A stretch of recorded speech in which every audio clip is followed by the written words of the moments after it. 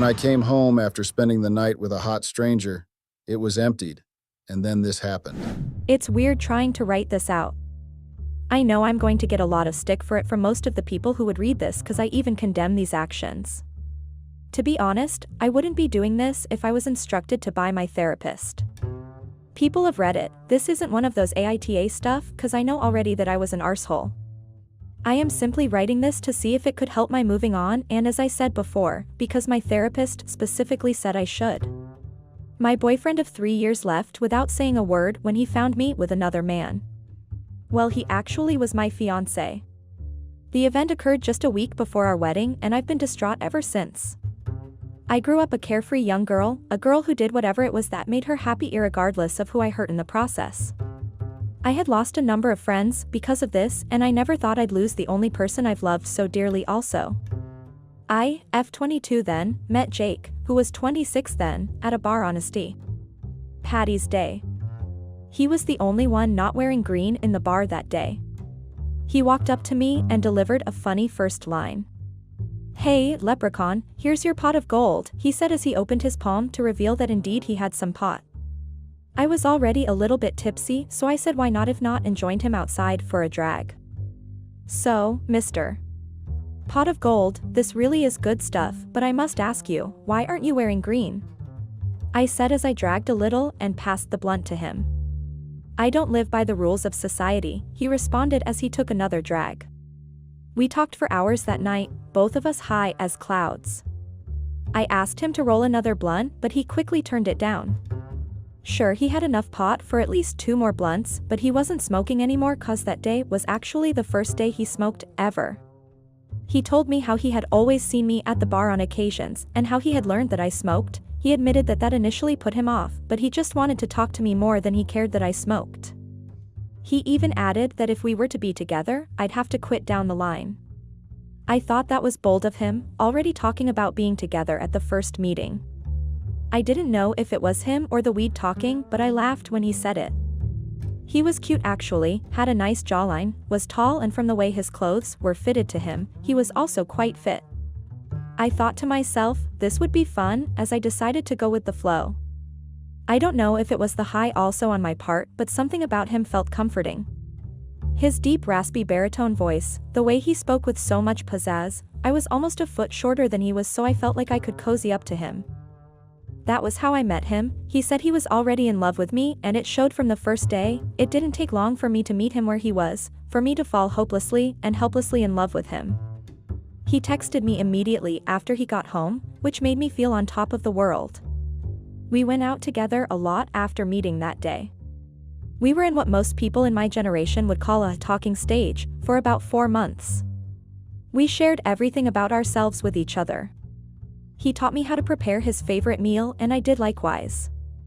It wasn't long before we knew every detail about one another. I still remember our first kiss, it was at a wedding we gate crashed. He was at my place and we were playing Monopoly together. He all of a sudden turned to me and said, "You know what would be so fun right now?" I asked what and he said, "If we crashed a party." I asked what kind of party it was and he said he'd rather not tell, but I better bring my A game. I brought it. We took a taxi to the place, not so far from where I lived but not so close that we could walk there. The cab driver greeted us like we were a couple and asked where we were headed. I was about to say we weren't together, but he cut me off with his laughing and said, "My girlfriend is about to make someone's bride feel second best at her own wedding." The cab driver nodded in approval and drove to the address he was given. "You know we're not dating, right?" I said to Jake. "Shh," he started, "don't worry, after the night we'll have today we definitely will be," he added, as he put his jacket around me. I lost all the words in my mouth. I wanted to ask him why he didn't say it was a wedding, if he knew who was getting married, and why he decided on crashing a party he wasn't invited to. I couldn't make up the sentences. I was really blushing hard cause of that sentence. When we arrived at the wedding, it turned out that he knew quite a lot of the people there. The way they looked at me made me feel like I wasn't supposed to be there, which was true cause neither of us should have been there. When the wedding started, I asked him the questions I wanted to ask. He told me the groom was a close friend of his, that is until they both fell in love with the same lady, the bride. He told me how one day whilst playing FIFA 14, they had talked about how to remedy the situation. Since neither of them was willing to back down, they had decided to settle it with a game. Winner got to talk to her and the other had to stay clear. He had lost the game and decided he wasn't going to stick around much. He wished his friend good luck and left what he called a love chain. According to him, the two were in love with her and she loved the two also. So that day was the first time he spoke with either of them since he lost the FIFA 14 match. I thought I was crazy how men made pacts based on games and SHI, and even crazier that they do keep to those pacts. Well, it was none of my business. Later at the reception, the three friends caught up. Jake shared a dance with the bride. I must admit, even though she was already married, I still got a little jealous seeing them dance together, because of what he had said earlier. Is that jealousy on your face? Jake asked as he did the slight gentlemanly bow that notioned me to have a dance with him. I took his hand and we started dancing. I thought you said we weren't together. You have no right to be jealous, you know, he added. What if I wanted a right to be jealous? I said. What? Did I just say that? Jake really had a way of making me reveal my true desires. He smiled at me.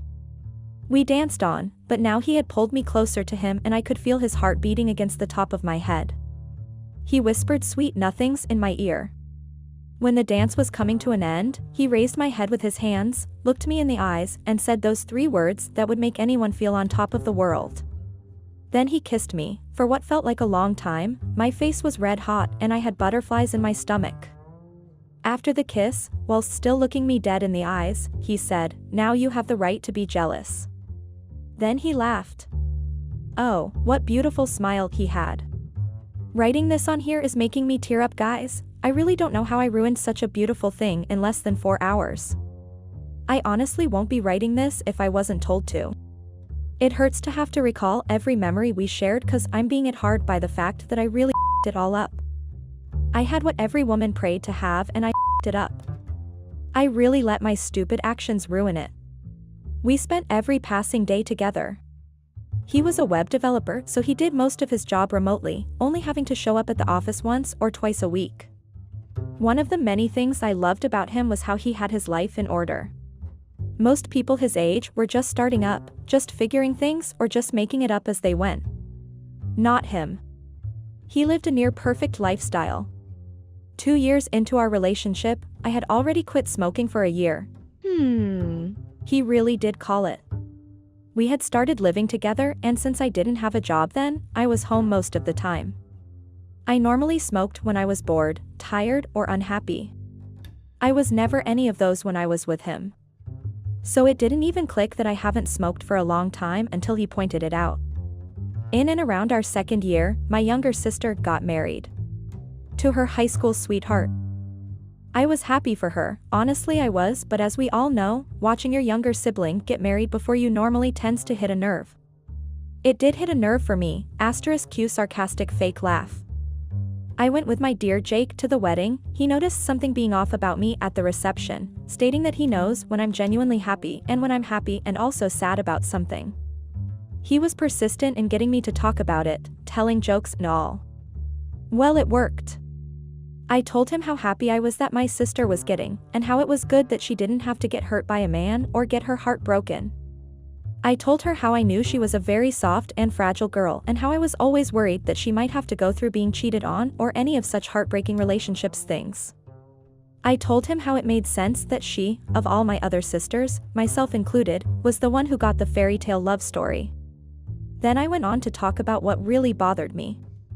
While growing up, my family always made jokes about how I'd probably be the last one to get married. It was a running theme in the house, so much so that my nickname at home is still Runaway Bride. I told him how, as we stood there dancing, I was the only single one amongst us. It wasn't something I thought he'd understand and didn't. He was always someone who didn't really care much about getting married. His words, "If I get to have that love that had made me think about getting married, I'd do it no questions asked. But I won't be mad if I don't get married." He tried for a few seconds to comfort me, and after failing to be able to, he got up and left. I thought he was done with the wedding. I wanted to follow him home, but he said no, that I should stay back. He only wanted to get the wedding gift he left in the car. When he came back, he and I went to present our gift to the newlyweds. After doing so, he went straight to the DJ and asked for a microphone. I wondered what for. He started by thanking the family for welcoming him. He praised the couple's longevity and said that he admired what they have. Then, he called me forward. I didn't even know what for, and the look on my face told that I didn't. Sorry, Ralph, I know you and your lovely wife didn't imagine that something other than your wedding would be going on today. He started, everyone laughed. Jessica, don't worry, when you play this back you'd love what's about to happen right now, but for now, let the couple share a kiss for the crowd. Kiss, kiss, kiss.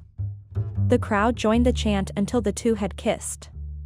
Now that the couple has kissed, I can change the topic.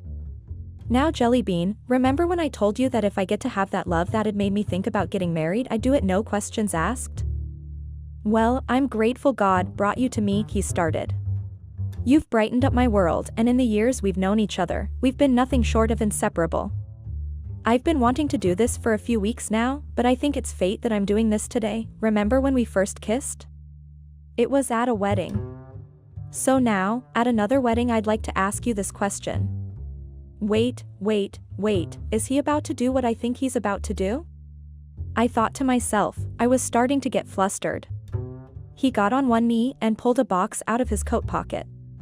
Oh my gosh, he is. I couldn't contain my happiness anymore. I started vibrating like a toddler who's had a lot of sugar. My runaway bride, would you like to have the right to be jealous for the rest of our lives together? That was so cheesy of him, using the same words he said when we first kissed again.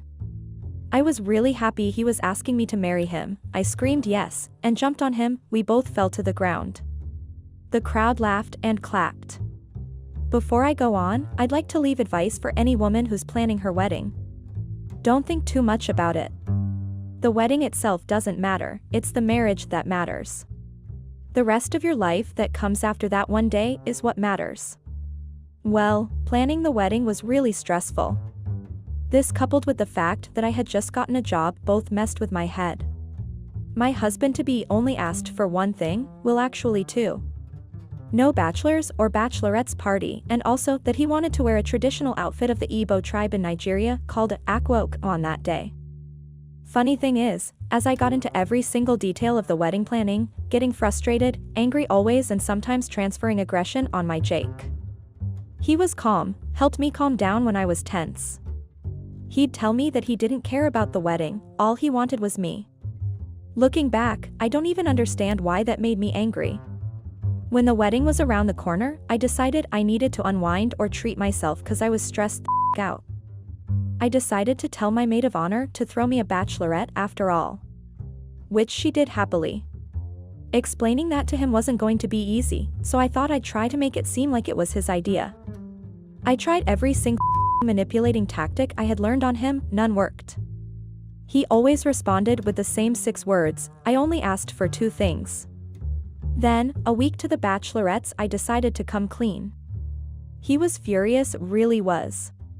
I didn't know why he was. I didn't see why me holding a party to cool off for myself would be a big deal, so big that he didn't even sleep at home the night I told him.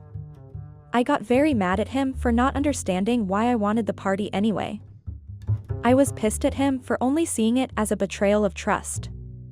I was really angry at him because he made me feel bad about a party meant for me to unwind. Every time I tried to apologize, he said the only apology he'd accept was me calling off the party.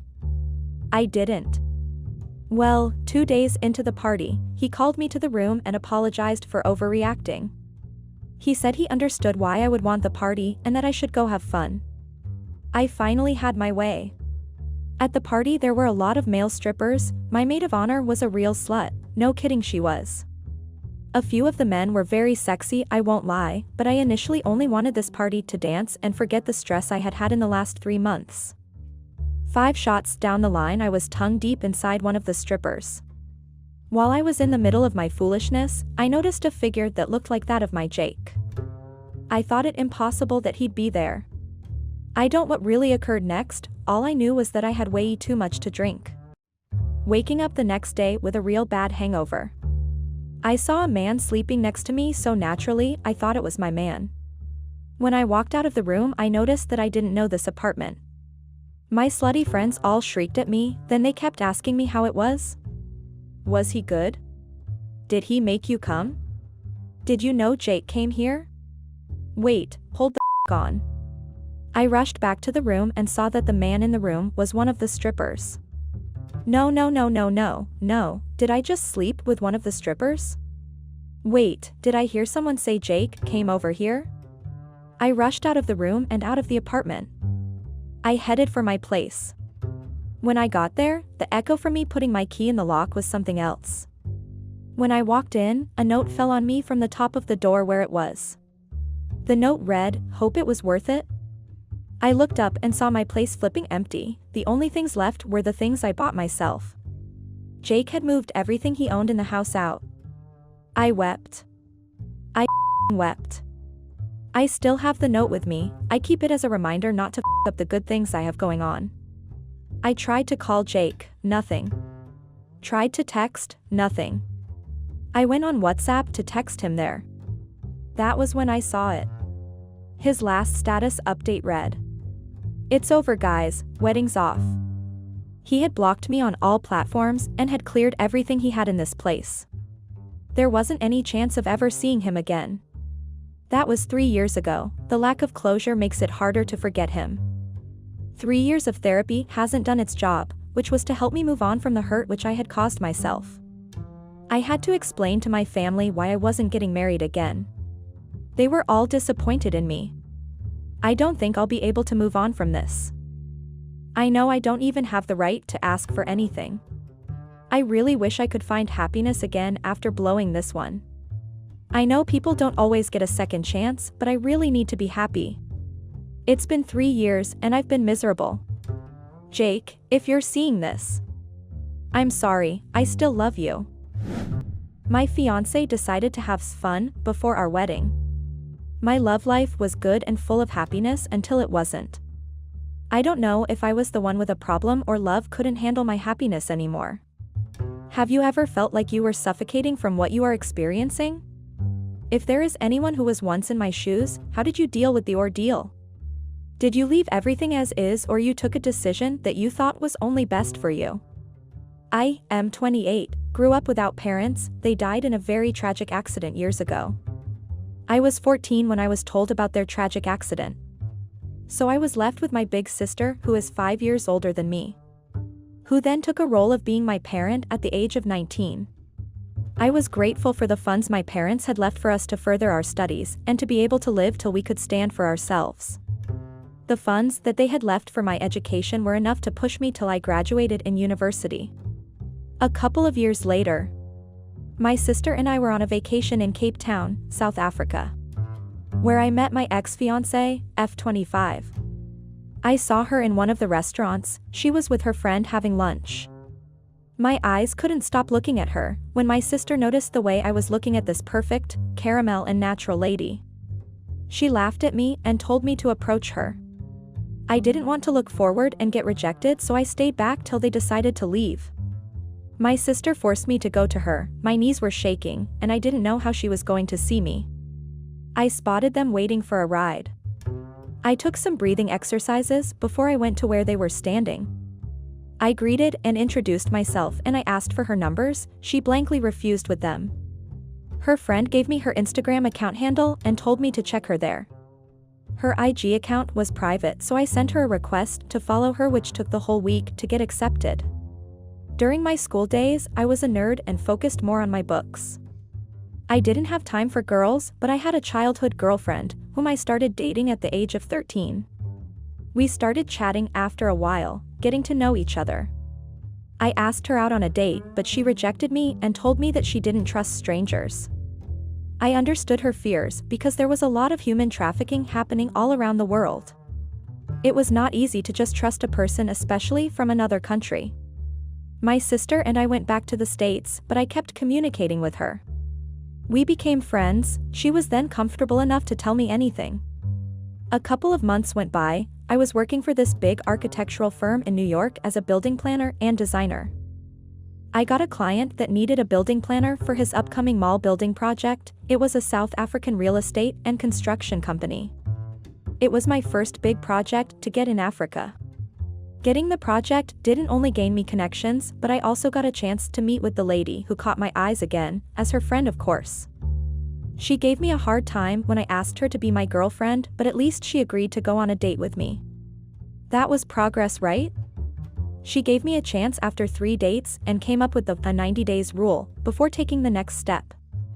I respected her decision because it gave us time to get to know each other more. We dated through socials and calls for a couple of months. It was a bit hard because we were on different continents. We tried by all means to communicate with each other every day. The following year she got a filming scholarship from New York Film Academy. Things got a bit better for us and I got a chance to see her every day. After the 90 days rule was over, we took our relationship to the next level. I loved her so much. We shared our future goals and everything. She was a person who liked building communication and connections. She was fun, spoke her mind, but down to earth and intelligent too. I asked her to move in with me 3 months after she had moved to the States. I proposed to her not so long after she had moved in. I was happy, I had everything I wanted and needed. What more would I have asked for? My lady was always natural and original in everything, no makeup, no wigs or fake whatever that those influencers do. She told me to loosen up and enjoy life, telling me that you only live once, enjoy life while you still can because you don't know what tomorrow holds. So let's enjoy ourselves while we still can. We then started going out a lot, exploring nightclubs in our free time. Time passed, she started going out alone a lot, saying she was going to study or she was going to do a project she won't be coming back and she would crash at a friend's house. I trusted her, her dedication to her schoolwork was amazing. Her everyday phrase was, "I don't want you to marry someone who is not educated and broke, I want to be a rich career-driven wife and build our family's legacy together." She was full of enthusiasm and determination. To cut the story short, my sister organized an engagement party for us. They used to call me a nerd at school. My sister was the only friend I had. Till I got Jess, she changed everything. The party was intimate with only few of my colleagues, my fiancé's friends and family members. Things started changing after our engagement party. I noticed her behavior before our premarital party. She was always on her phone, chatting with whoever she was chatting with. That made me suspect that she was cheating because she had become distant. When I raised my concerns, she would brush me off and tell me that I was overthinking. I trusted her and I was certain that she wouldn't do anything that would jeopardize our relationship. Or would she? So one day we decided to stay indoors spending some quality time together. We had already started with wedding preparations. We were going through our gallery from the time we started dating. We still had to prepare for our premarital party later on. Jessica went to fetch some more snacks for us when her phone rang and a name Peter popped up. I told her that she had a call. She rushed in to drop it, but I had already answered and put it on loudspeaker. The guy greeted and asked if she was ready to have some fun before she got off the market. She just dropped the call without answering the guy. The guy even called her beautiful. That made me suspicious of who this Peter guy was who called my woman beautiful and asked if she was ready to have fun before she got off the market. The day was ruined. I got curious and wanted to know more about this kind of fun the guy was talking about. I couldn't question her, my thoughts were racing. You know, curiosity killed a cat. So I asked Jessica who this Peter guy was and what their relationship was. She told me that Peter was a friend whom she met in college and he was her project partner. I saw it through her that there was more than just being friends from college and project partners. So I planned to bug her phone. I downloaded a tracking app that would track her phone's location, but I had to first try and get her phone and search for any conversations. I couldn't get to the conclusion of being cheated on, so I had to check their text conversations. I wanted to know who this guy was and what was really going on between them. I couldn't let insecurities ruin my plan and our premarital ceremony. So when Jessica was in the bathroom, I got a chance to take her phone and search for any tangible evidence that I would use to confront her. I found nothing, which meant she had either deleted all their conversations or they were communicating through phone calls only.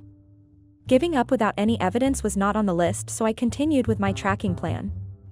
I was in a mix of anxious anticipation and hope that I would gather all the evidence I needed before jumping to conclusion. A moment later, Jessica came down, looking good and ready to go. She had told me that she was going to her friend's house because she had planned a small bachelorette for only her and a few ladies. I had to act like I didn't have any problem with that. I was anxious about the outcome of her plans, so I switched on the tracking app on my phone. I wanted to know if she was really going to her friend's house, of which indeed she was. She didn't stay long at her friend's house, which made me more suspicious of where she was going because there was no way the bachelorette would have lasted less than an hour. I continued monitoring her phone's location. My emotions got high as I was waiting for the confirmation of my suspicions. The tracking app showed me that she was going to a hotel not far from where our premarital party would take place. My curiosity told me that she was meeting up with him. Why would she disrespect our day like that? I called my sister and told her that I would meet up with them at the venue a bit later. I drove to the same hotel Jessica had gone to and went to the hotel's restaurant and sat where there was a clear view to see everything. So I ordered a drink to pass time, and 30 minutes later, I heard this guy talking to the reception lady. He introduced himself as Peter and was there for his girlfriend, Jessica Williams. The lady made a call before directing the guy to Jessica's room. I wasn't sure if he was talking about my Jessica, but there was only one Jessica Williams in the hotel. I thought my mind was playing tricks on me. My fiancé would never be friends or book a room with the man who looked old enough to be her father. She respected herself, or that's what I thought. Was this the same guy who she said was a friend from college and a project partner? Curiosity got the better of me. I had come up with a plan. I ordered a few beers. I was not going to do this sober, so I had to be at least tipsy. I didn't know if I would handle the truth when I uncover it, or maybe I should have just let things be. If you were in my situation, what would you do? I prayed to find nothing that would jeopardize our relationship and ruin the night that was supposed to be our wedding night. I had to find a way to get into that room. An hour later, I called my sister to come to the hotel not far from the venue where the premarital party was held. I had to use her to get at least a glimpse of what was going on in that room. I was scared that whatever we were to find there was going to change my sister's relationship with Jessica.